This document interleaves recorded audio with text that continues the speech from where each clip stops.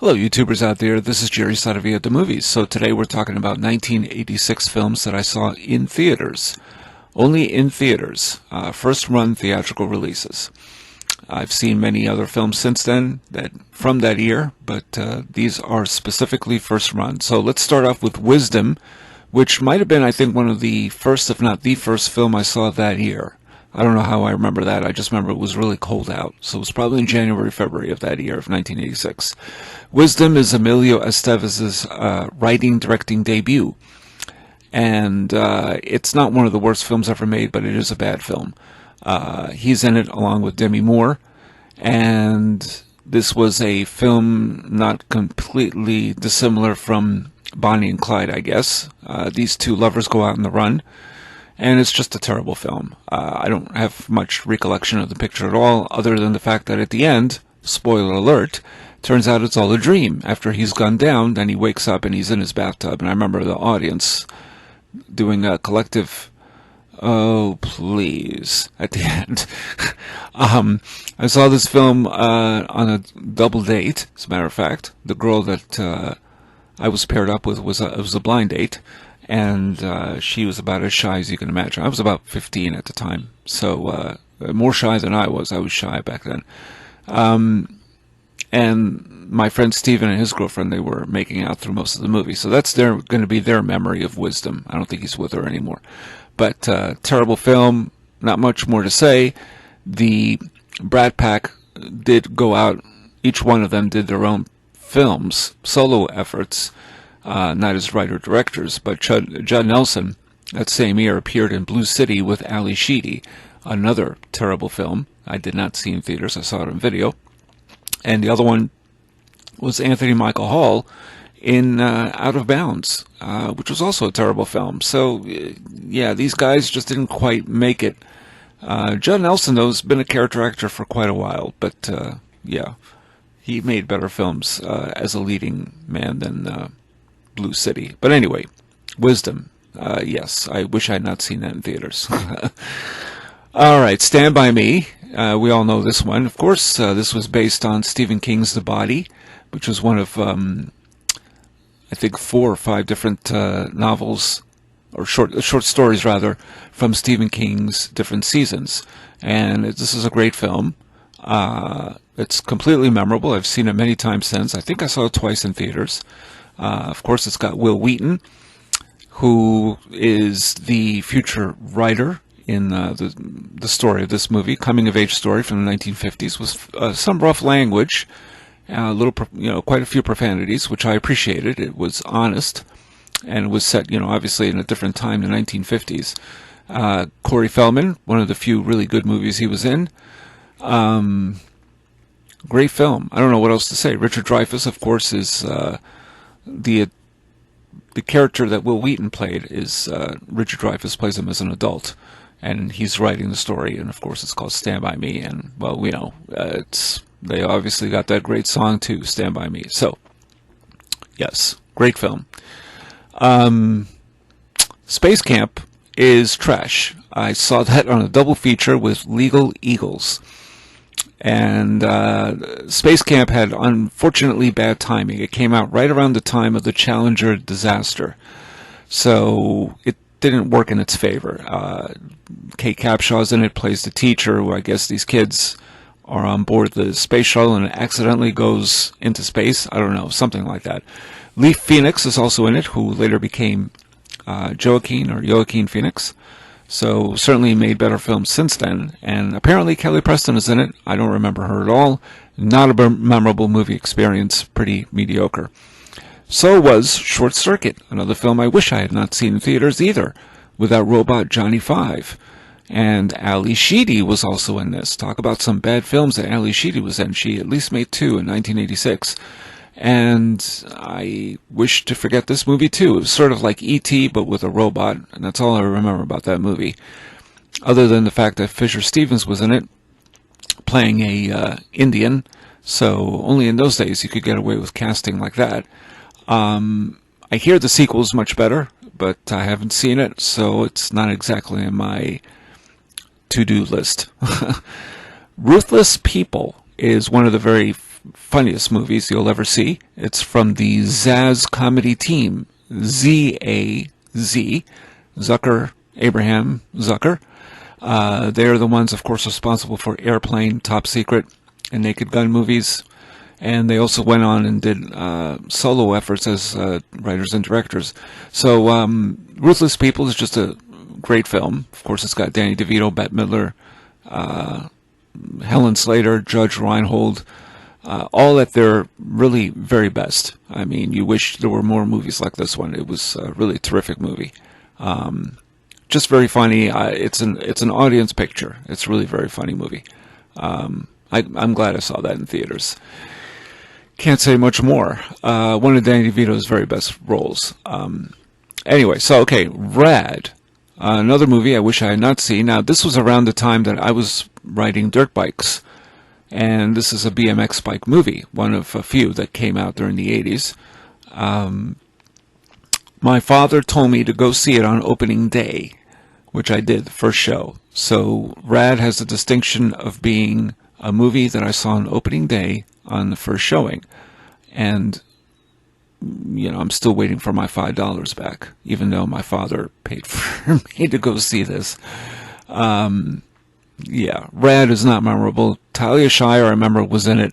That's it. I don't remember a thing about it. I'm shocked that movie even made it to Blu-ray. Rad is bad. Okay. Pretty in Pink. This was around the time that I really enjoyed watching Molly Ringwald in just about anything, of course. She had already done 16 Candles and Breakfast Club the previous year. All John Hughes pictures. This was another John Hughes production, directed by Howard Deutsch, I think is his name, or Deutsch. It might be Deutsch. Andrew McCarthy, John Cryer. I saw this twice in theaters. I loved Molly Ringwald. She was the it girl at that time, and then by 1987 she was no longer the it girl. So she was the it girl for about 2 years, at least for teenage comedies, and then it was pretty much over after that. It was pretty short run. But I always loved Pretty in Pink. Andy Potts, of course, was also in it. Harry Dean Stanton playing Ringwald's father. Just really good movie. Not all of it is realistic, but that's okay. You know, one of those movies about the girl that lives on the wrong side of the tracks type movie. Platoon is the second Oliver Stone movie I saw, but it's really the first one that I've seen in theaters. The other Oliver Stone film I'd seen prior to Platoon, not knowing it was directed by Oliver Stone, was The Hand with Michael Caine from 1981. So Platoon, of course, is eons better, no question. The Vietnam movie experience that kind of really established a whole bunch of Vietnam pictures after that. And it won Best Picture of the Year, and deservedly so. It's got Charlie Sheen, it's got Tom Berenger, just Willem Dafoe. It's a great cast, a very honest film about war, seen through the eyes of combat troops, and what it was really like. And, of course, told from the perspective of Oliver Stone, who had been in the war himself. So, a really great film, no question about it. Platoon is just tremendous. I've seen it many times. I marvel just how well it's done, how well done it is, rather. And by the way, it's interesting to note that the reason Oliver Stone got the financing for Platoon, which he wasn't about to get, was because he mentioned that Stanley Kubrick was making his own Vietnam movie, which of course was Full Metal Jacket, that was released the following year. So interesting bit of trivia there.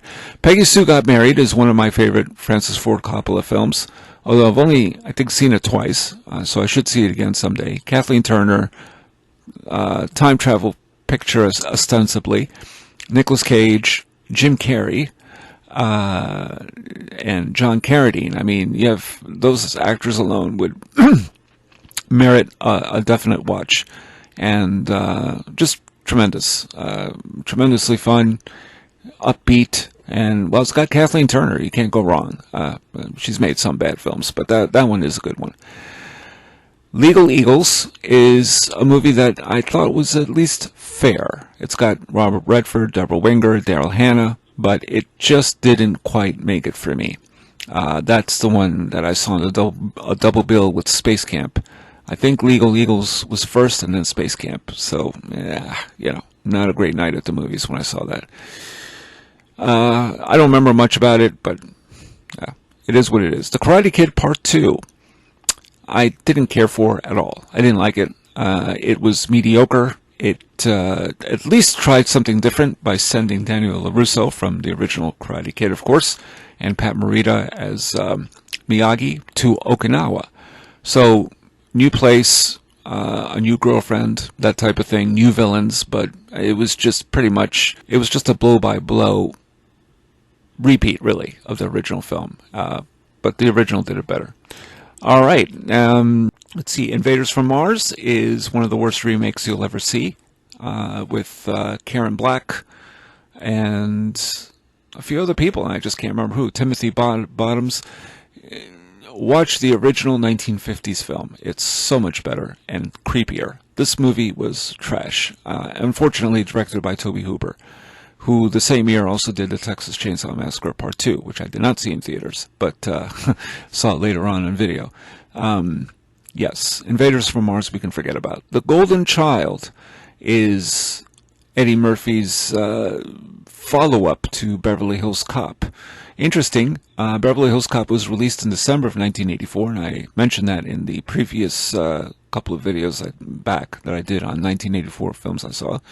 And The Golden Child was released on December 12th of 1986, so that's kind of interesting that they chose to do that. I always liked Golden Child. It's uneven, but it's well done for the most part. It's not the funniest thing that Eddie Murphy ever did, but it's funny enough to definitely merit a recommendation. It's also, sometimes that film, mind you, I saw it in theaters, of course, but it was obscenely loud, way too loud. But otherwise, a pretty good film. And it was not one of his biggest box office successes, although it was a box office success. But I liked the story, the supernatural mixed with the humor, and him trying to find lost children. I like that. So most of it was well done. Like I said, some of it was funny, but it didn't always mesh, the two elements. But it worked for the most part. Saw that with my friend Chris at the time, so I think we both enjoyed that one. All right, let's move along to Firewalker with Chuck Norris and Lou Gossett Jr. And this poster will give you a good indication that it's trying to be an Indiana Jones type action adventure. And I don't remember a thing about it, other than the fact that I think towards the end, these two characters are tied, they have their hands tied with rope around some sort of a nail on the, or something of that nature, tied to the ground, and it would have been too easy for them to get loose. I don't know. It's just a boring movie. It was unfortunate. It really had potential. I like the idea that those two were cast in a movie of this type, but it wasn't a good film. I saw that with my friend Chris. I think we basically just groaned with that movie. Okay, not one of Chuck Norris's finest hours. Moving along to Ferris Bueller's Day Off. Now, this one is an interesting one because I think it was on a Friday that I saw it. I'm not sure if that was the opening day, but I left school early. I cut class just to go see Ferris Bueller's Day Off. So how appropriate. I love Ferris Bueller's Day Off. It's one of my favorites of the 1980s, one of my favorite John Hughes movies, which he did actually direct and write. Of course, Matthew Broderick. It's just a terrific movie. I mean, everything about it, the Beatles, the Cubs game, it's all set in Chicago. Just all the situations. They're also comical and frenzied. And it's just a lot of fun, and probably the best movie Mia Sara ever did. The previous year, she appeared in Legend, which was not a good movie, directed by Ridley Scott and starring Tom Cruise. This was a better fit for her. Just a good cast. Jeffrey Jones playing the principal, who is was he the principal or the? Oh, geez, I forget now. Either way, he was in charge. And he wants to get Ferris Bueller. It's just he's the perfect antagonist. It was a lot of fun. I do remember people since telling me that they didn't like the movie because of the message it sent, which was, Ferris is cutting school, but he gets away with it, and they didn't like that. Well, what is he supposed to learn? I mean, it's Ferris Bueller. Of course he's going to get away with it. Yeah, it's not a big deal. It's just a movie, people. So I don't think it sent the wrong message. A lot of kids don't want to go to school. And many of us did cut class in those days. So it was perfectly, but it's still a very funny movie. And that I like. These young kids are not dumb. They're smart. And they still, it's not a mature movie, but they seem mature enough. One of them learns a life lesson, which I don't know how necessary it was, involving a precious red convertible. But nonetheless, a fun movie, and just terrific. It's a very funny movie. That's all I could say. Critters, I did enjoy. I was surprised by it. It's definitely a 1950s B movie, updated to the 1980s, but it's still set in a small town. These furballs with teeth are aliens. They crash land and they start havoc in this whole town, and it's just fun. That's all. It's not meant to be more than that. It's not a movie you should see very often, because after a while it can get, it is repetitive in a way and maybe loses its flavor. But seeing it in a theater, though, I think makes a difference. There's something about it that really felt tactile, particularly those furballs, those critters. I only saw Critters 2, which I didn't see in theaters, and it was so bad that I can't say I'm really looking forward to seeing Critters 3, Critters 4, and I know there's one other one that they even brought back Dee Wallace, who of course was in the original Critters. Yeah, so, and there are those bounty hunters from space that go after the critters. They're a lot of fun to watch.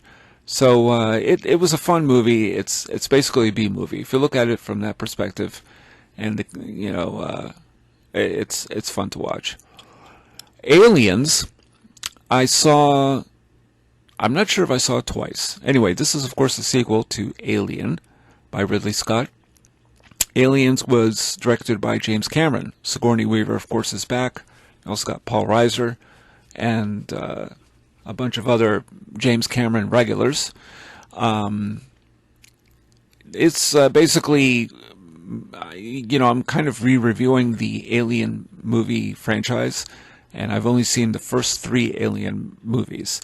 This one is closer to an action picture, but it's still very well done, and I look forward to seeing it again because I'll be seeing the extended version, which I've never seen before. It's fun, it's entertaining, it's gory and scary in all the right places. It's one of the better sequels that you will see during the 1980s, especially. So I can't add more to that. I saw it with my cousin Patty, I think back in when I was visiting in Toronto. So, and it's a real audience movie. Once again, it's just one of those. And that's really it. There's nothing else to add here because these are all the movies that I recall seeing in 1986 in theaters. I've seen other films like Hoosiers, The Mosquito Coast, and I mentioned earlier Blue City, Out of Bounds. I know there are many others. Blue Velvet. I wish I'd seen Blue Velvet in theaters. Hannah and Her Sisters was also from the same year. But these are the major ones. These are the ones that I went to see. So there you go. 1986. Not one of the greatest years, even judging by all the other films, but there were a few really great films, less good ones, and a tremendous amount of bad ones overall. But definitely a pretty good. It was an okay year, but it could have been better. Interesting to note that former Entertainment Weekly critic, who's now writing for Variety, Owen Gleiberman, I read in his book Movie Freak that he thought 1986 was one of the best years ever. I disagree, even with the inclusion, by the way, of Sid and Nancy, which is also a good picture, and I wish I'd seen that in theaters. But That's the way it goes. So there it is, 1986. And in not too long from now, I will cover 1987. We'll keep going from there. This is fun to do. So there you have it. And this is Jerry Saravia at the Movies, signing off.